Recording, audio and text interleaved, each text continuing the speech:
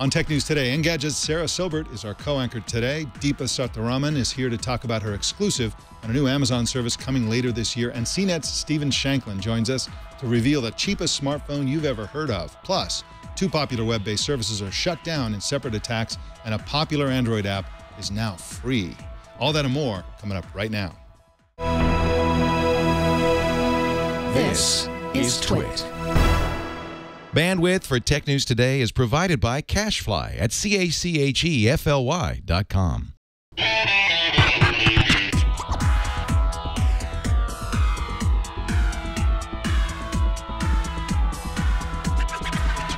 This is Tech News Today for Wednesday, June 11th, 2014. This episode is brought to you by RingCentral, the cloud-based phone system we use here at Twit. And it just got better with the launch of Meetings, the full-service video conference feature. Zero startup costs, and RingCentral starts at under $25 a month per user. Try it now with a 30-day risk-free trial, buy one desk phone, and get a second phone free up to 20 phones. Call 800-543-9980 or visit ringcentral.com and use our promo code TWIT. Welcome to Tech News Today. I'm Mike Elgan. I'm Sarah Silbert. I'm Chad Johnson. And Jason Howell has the day off. Tech News Today explores the big stories of the day with some of the world's best journalists. Wait a minute. Sarah Silbert? Who the heck is Sarah Silbert? Welcome, Sarah Silbert. We're so glad you're here today. Thank you. Yes. Now, I'm so glad to be here. Sarah is our new Wednesday co-anchor, and she's going to be, so again, she's going to be with us every Wednesday. Now, you write for Engadget, and what sort of beat do you have over at Engadget? I have the everything beat, I would say. Focus mainly on apps, Internet of Things, but we kind of do a little bit of everything over there. So really exciting to get to cover so many different things. That's great. Internet of Things is a great beat because everything is moving that direction. It's going to be crowded, and there's lots to talk about because, of course, the Internet of Things inevitably won't really work very well because there are too many things and there aren't any standards. So, but anyway, we'll have a chance to talk about that in some future Wednesday. For today, why don't we just jump into the news? So two popular cloud services were hit with denial-of-service attacks in the past 24 hours. Evernote and Feedly were overwhelmed with malicious traffic, and users were directly affected. Now, Sarah Silbert, you and I have both been checking on the Feedly site, and it's still down. It's been down all morning. It's still down. It's crazy. There's nothing there. Yeah, Evernote and Deezer, which was the other one that was affected, are back up, but it's crazy. I mean, this is really serious that Feedly's been offline for this long. Absolutely. And a DDoS attack, that stands for distributed denial of service attack, is when so much traffic is thrown at a website that it's very difficult or impossible for ordinary users to get at that site. Now, Evernote, the Evernote attack hit Tuesday, and that's a little bit more mysterious. We don't really know what's going on with the Evernote attack. Evernote has about 100 million users now. They just announced that recently. And they warned that there would be random weirdness for the next 24 hours after the attack started. So there may be additional glitches or slowdowns or something like that. I was actually hit by this one. Were you? Yeah, this morning I was trying to capture some screenshots to show off a bug on our website, and it wouldn't save. It was taking forever. I couldn't sync back to my normal Evernote feed to get my notes back so I could email them. I was having such problems. I was like, wow, Evernote is just... man, today is just so bad. And then I realized that I read the story that there was a DDoS attack on them. Felt bad for them. Yeah, incredible. Now, DDoS attacks often exist to hide data theft. Both Evernote and Feedly have said that there hasn't been any compromise of user data or anything like that. But I think that the Feedly one, Sarah Silbert, is the most interesting one because they posted a message on their website that said, quote, "Criminals are attacking Feedly with a distributed denial-of-service attack. The attacker is trying to extort us money," this is their words, to make it stop. In other words, it sounds like it's one of these ransomware kind of things, but with a DDoS attack. And the Feedly message said, the attacker is trying to, he said that we're working with our network providers to mitigate the attack as best we can.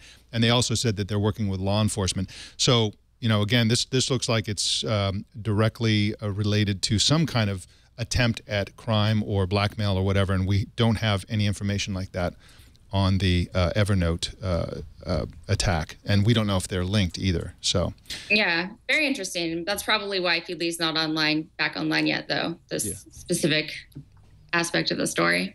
Definitely. So yeah, and very mysterious, very strange. Yeah, very strange, and I would suspect that Evernote is better equipped to deal with this sort of thing. Feedly is kind of an up-and-coming service. They got lots and lots of customers when Google Reader shut down. Lots of people went to Feedly as an alternative, and so they're probably not as oriented toward sort of getting back up after an attack like this as Evernote is. Well, in just a sec, we're going to tell you about a new report from Reuters about something Amazon's launching. You may be surprised by what they're launching, but first I want to tell you about RingCentral. RingCentral is the cloud-based phone system that we use here at TWiT. Now, cloud-based phone systems are vastly better than the old and busted alternative, which is a big PBX system.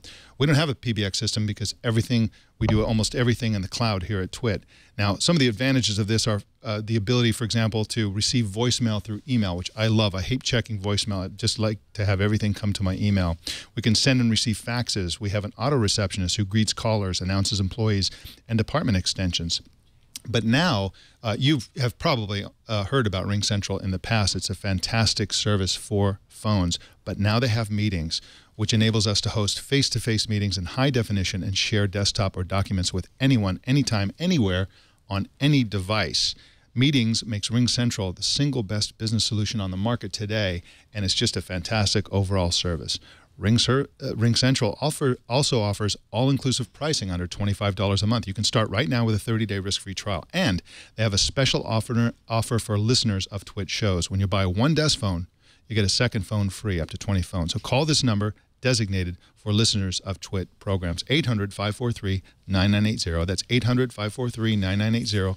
Or you can just go to ringcentral.com and use the promo code TWiT. So, Sarah, Amazon is an amazing company. They started out selling books, then they started selling other material goods, and now they're selling people. What's going on with that? It really seems like every day we're seeing Amazon expand into a new area. The latest is what Reuters reported yesterday. Amazon will launch a marketplace for local services. This is everything from babysitters to birthday clowns to handymen. This will be a pilot program starting later this year, most likely in Seattle or San Francisco. But we have Deepa Seetharaman from Reuters here to tell us more about that. So thank you so much for joining us, Deepa. Yeah, thanks for having me. Happy to be here. Yeah, so can you tell us a little more about this? Who exactly would Amazon be competing with in this space here? They would be competing with the likes of consumer review sites like Yelp and Angie's List, but also a host of startups. Thumbtack being one of them. I mentioned them in the story. There's a company called My Time that allows you to book hair and massage kind of appointments. And so there's a lot of startups compiling into this space, including one that Jeff Bezos invested in, Pro.com, which is based in Seattle. And so the idea being that, you buy a particular item, like a Nest thermostat, and you have an option for an installation service. Somebody will come and install it, and then there's an extra fee. Now, Amazon hasn't announced this service yet, and your story is based on anonymous sources. Now, is this just a possibility? Is this a test? Are they jumping in with both feet? What is the degree to which they're committed to this? So my understanding is that they're approaching this the same way they approached the Amazon Fresh grocery delivery program. So it's very real. It's something that Jeff Bezos has been looking at for years. And they are starting slow and methodically and carefully, and they want to make sure it's the best. So it's kind of a typical Amazon approach to some of these new services. And so the pilot test is happening. That could run years too, as Amazon Fresh did in Seattle. They're going to work out the kinks, figure out the logistics, and then expand from there. But the challenge is every market is different. Every market has different services, different pricing levels, and so it's a very complex problem but they are moving. They're very serious about it, and they're moving forward. Now, you talked about them associating product sales with services for installation. You gave the example of Nest. Is that the only model that they're looking at? Wouldn't they just allow basic services? Let's say you needed a handyman to come and fix your window at your house or something like that. Are they going to get into that part of the business? It's definitely possible. It's a lot of different options are on the table. Right now, Amazon, and this is something I discovered during the course of reporting the story. Amazon already offers an enhanced installation option for flat screen TVs. So you could go buy a TV on Amazon and get, have someone help set it up for you, help, put it up on the wall. So for now, it seems as if the services will be tied to the products sold on their website, and then at some point it'll expand from there to include things like babysitters and to include things like, the birthday clowns and other kinds of services that aren't necessarily tied to a specific product you're buying. Deepa, what kind of return could Amazon expect from this? How big of a market is it? I mean, clearly you mentioned several competitors. Yeah, it's interesting. It's hard to see the market. It's unlike goods, services is still pretty opaque. It's difficult to know how much people are paying for fixing a window in Seattle versus in San Francisco, and even within San Francisco, it's hard to get that kind of pricing visibility. So getting the size of the market is tough. Now, Angie's List, when they went public, in 2011, they estimated the market for local services to be around $400 billion, which is, B with the B. And, some people say today that the home improvement segment of the market is $250 billion at least. And I've heard estimates north of $300 billion. So it's really, really big. Thumbtack says the average project on their, book through their site is around $600, which is significantly more than, probably your average Prime purchase, your average Amazon purchase. So it's good for Amazon because it's more lucrative, but it's also it solves a problem that a lot of their customers are seeing, and it creates stickiness. Why wouldn't you buy on Amazon if you can buy the headboard and also get somebody to install it for you? Well, it's an interesting story, Deepa Seetharaman, and I want to thank you for coming on Tech News Today and telling us about it. Thank you. Thanks for having me. All right, you can find Deepa at Reuters.com, of course, and on Twitter at @Seetharaman. Well, in just a sec, I'm going to tell you about how low smartphone prices are going to go. But first, we just heard that Twitter has taken TweetDeck offline because of a security issue. Again, this particular one probably isn't related to the DDoS attacks that we talked about a few minutes ago, but apparently TweetDeck is down because of some sort of attack or some kind of security problem. Well, smartphone prices, how low can they go? Two companies in India are planning to introduce smartphones as cheap as $25 unlocked. Stephen Shankland writes for CNET and joins us from Paris. Welcome, Stephen. Hi, thanks for having me on the show. Glad you're here. Thanks for joining us, Stephen. And of course, we talked last time you were on the show, you said you were going to improve your internet connection. You were getting upgraded to a massively fast connection, and that is all in your house, but it's not connected yet, right? Let me tell you, so people have the last mile problem. I have the last meter problem. I have fiber optic coming into my house, going through the wall, out a little box that's literally half a meter away from my set-top box, but I don't have the right cable. So I'm close, but not close enough. Wow. So, that's going what can you do? That's going to be exciting when that finally happens. Yeah. Well, back to these phones. Now, these phones we're talking about are going to run the Firefox OS. Is there anything about Firefox OS that lends itself to cheap hardware? I mean, why don't they just use Android? Yeah, well, so there are a couple of reasons. So first of all, Firefox OS, it's a browser-based operating system. So it runs a version of the Firefox browser that's lightweight enough to run on mobile phone hardware. So it's kind of a stripped-down, bare-bones browser-based operating system. That means instead of running native apps like Android and iOS does, it runs web apps. That's great for a lot of things because, for example, if you're a developer and you already have a website for your interactions with the public, your website is your web app. So Firefox OS can kind of capitalize on that existing developer base. And so it gets them a little bit less of it gets them ahead in the market because obviously iOS and Android are dominant. It's really hard to get a foothold. So by leveraging the web, they can get an advantage there. But it's really, it's a tough sell because Android and iOS are definitely dominant, especially when you look at lower end phones. iOS doesn't play there as much, but Android is quite popular. But Mozilla has been working very hard to get the prices down, to get the operating system to work on very minimal hardware. they say that they can get it down to a phone with 108 megabytes of RAM, 128 megabytes of RAM, which is, very small by comparison. Android KitKat, the new Android KitKat, can get down to 512 megabytes of RAM. So that's 4 times as much memory. So we're talking very low-end hardware. They don't think it requires as much processing power as Android, just by the way it's designed. So they think they can get this down to $25 for a smartphone. Remarkably low price. They're trying to come in underneath Android and underneath iOS to get a market, to get a foothold in the market. And frankly, I think it's a really interesting strategy. If you compare it to something like Tizen or Windows Phone, those are really going head-to-head against Android and iOS. But you have to ask yourself, what's better or different about that? It's just, another alternative, except there aren't as many apps for it. Firefox OS really is a little bit different. But it's going to be tough for them because Android phones are coming down in price. I was talking to one guy in India who says you can get, a cheap gingerbread phone. It's a 4-year-old version of the OS, but it still works. You can get those for something like $50. So kind of the bargain basement variety. And another problem is you have to pay for the network. So even if the phone is really cheap, it can still be out of reach for a lot of really low-income folks just because they won't necessarily be able to afford the network. Stephen, Mozilla mentioned 2 Indian companies that it's working with, Intex and Spice. Can you tell us about these companies? Are we going to see 2 separate $25 phones?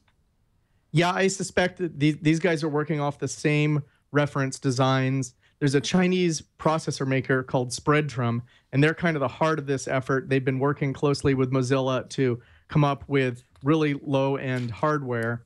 And these guys, Intex and Spice, are both handset manufacturers, and they're going to be using these designs that come out of the hardware that comes out of China and putting their brand on it. So they'll be selling, often instead of selling at a carrier store, a network operator store like you see in a lot of developed countries, the United States and Europe, they'll probably be sold at retail stores, pharmacies, sort of general stores. There'll be a big bin full of 100 phones in a box, and you just buy it there with some kind of pay-as-you-go plan. So it's kind of a different sales model than what we're mostly used to here in the better developed parts of the world. But yeah, these 2 companies are going to be going for a very large, very income-constrained market. Yeah, absolutely. And Spreadtrum, of course, is a fabless chip maker, which means that they design them and they sell them, but they don't make them. They actually outsource that to contract fabrication facilities. And it's just amazing that they can make chips that can run a smartphone that cheaply. Now, you mentioned the market in India. This is a crazy market. IDC says that sales there grew, smartphone sales grew 181% year over year during 2013. But the craziest stat is that 78% of the 250 million handsets in use, or sold rather, in India last year were feature phones, not smartphones. So that's why this kind of initiative, these $25 phones, are so important, because the competition isn't other smartphones, it's feature phones.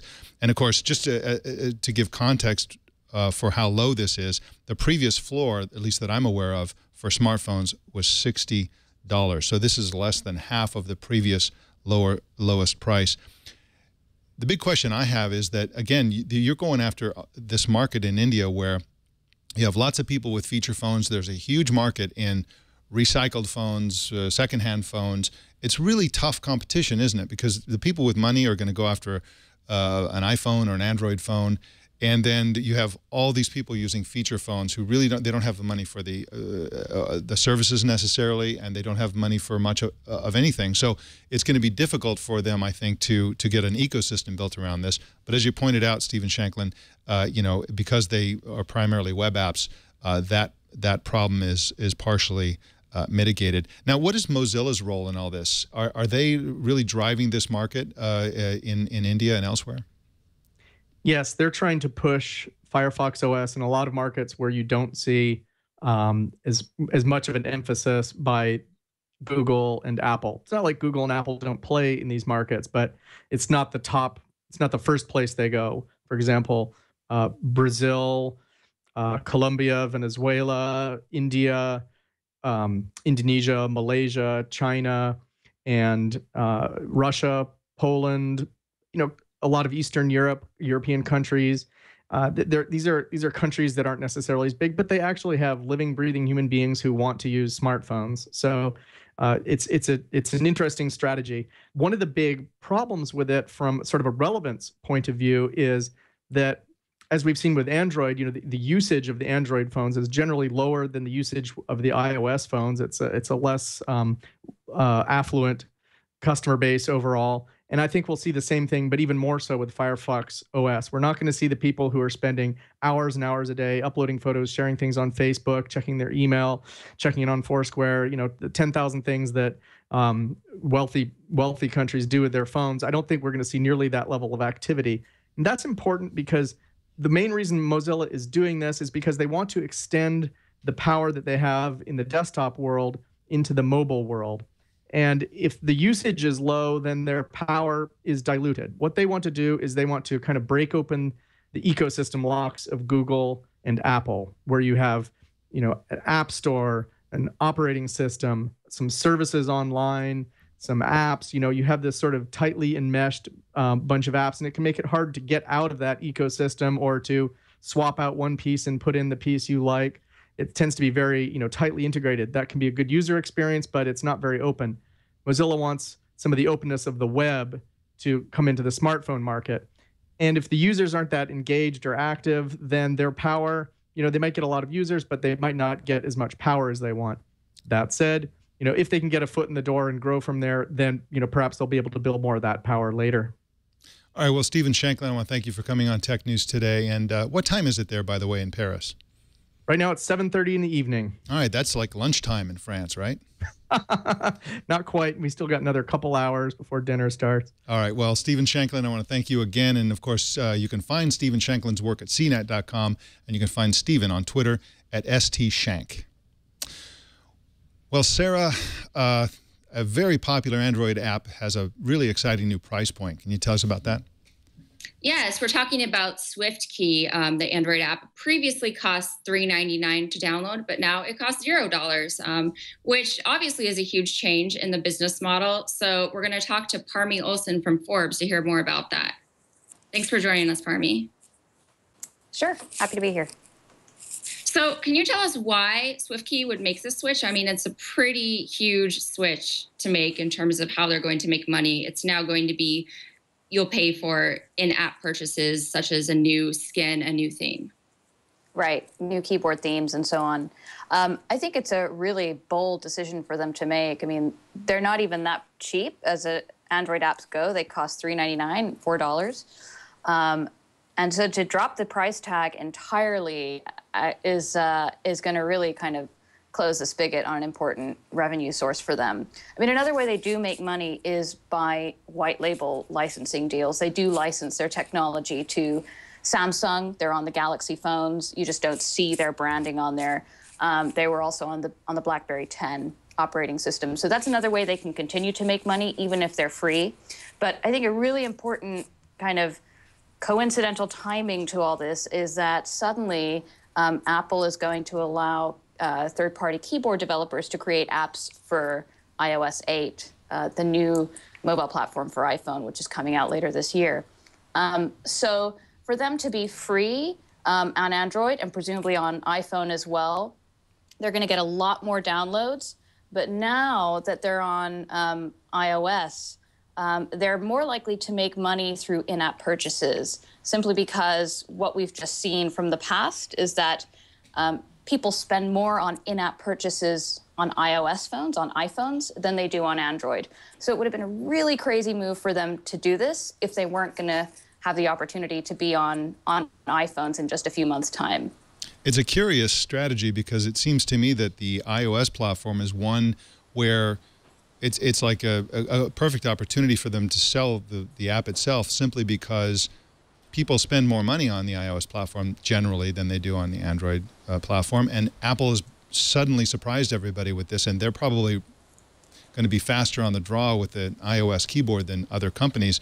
And so it seems to me that they could have sold this as an app on the iOS for at least a few months before they switched to this model. But I guess they know something that I don't, and they, you know, who knows what's happening with Android sales? Maybe that just about everybody who would pay for a keyboard has already done so, and now they want to monetize their existing user base on Android. Now, in addition, you mentioned skins and things like that. What other sort of in-app purchases would there be besides different skins? Would they have actually different keyboards with different keys? I think so. I haven't actually seen the themes, but it's things like different colors and probably different fonts in terms of what appears on the keyboard. But just going back to your point about why don't they just put a price tag on iOS? And I think a big reason for that is Apple is also basically copying SwiftKey with their next iteration of their own keyboard with iOS 8 when that comes out. Just at the same time they're allowing third-party keyboard developers to sell on the App Store, they also enhanced their own iPhone keyboard to have the three-word prediction interface, which looks exactly like what SwiftKey does. So to kind of counteract that, they have to be free, because why would anyone with an iPhone want to pay for a keyboard that they already have as part of their iOS update?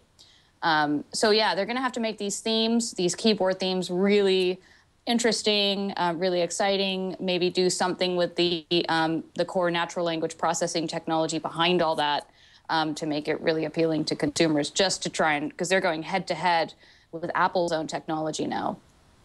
Speaking of that predictive technology, as SwiftKey's been a paid app, it has fewer users to kind of help improve that. So do you think that we could see better predictive typing as it's free, as we see more users?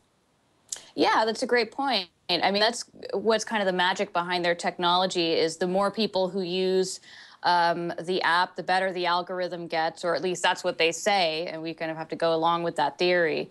But it's a very good keyboard. It does learn from each individual user. So yes, if it's free, certainly they can get the scale, and perhaps with more users, they can also improve the algorithm, get to more, and of course, reach other markets in the developing world and improve on those languages as well, like India and China and Japan. Well, Parmy, Olson, I want to thank you for coming on Tech News today and telling us about this development. Thank you. All right, you can find Parmy Olson at Forbes.com and on Twitter at Parmy. Well, we reported 2 weeks ago that Amazon was withholding orders and delaying shipments on some books from publishing giant Hachette in the midst of difficult negotiations over ebook pricing. Now something similar may be happening with movie pre-orders from Warner Brothers.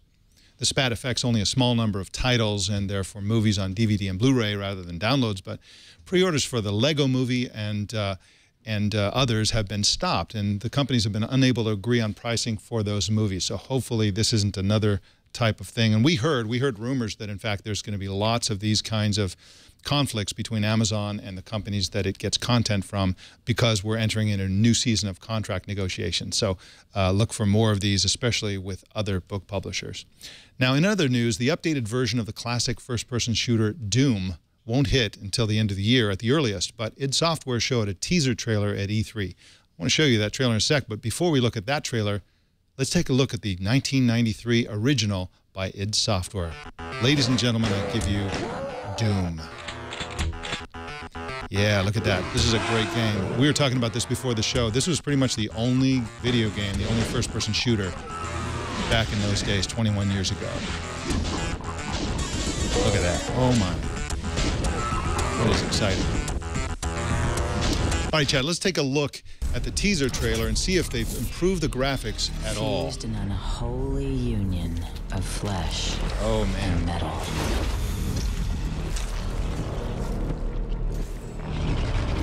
That's pretty. I think this is what's dead in the bathroom right now. It's horrible. Yeah, it looks like it smells just like that does. This looks like an awesome game for the whole family. Right.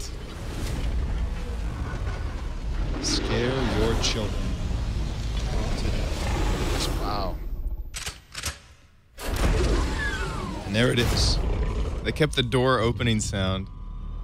Yeah, I love it when they make references and sort of do little homages to the original. You know, that's essentially the same creature with about a bazillion times more pixels.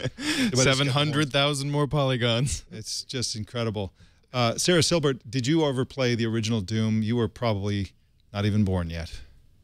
I can't say I did. I was actually just going to withhold any comment until can just talk about E3 briefly and tell you to go check out Engadget's coverage. We have some really good coverage.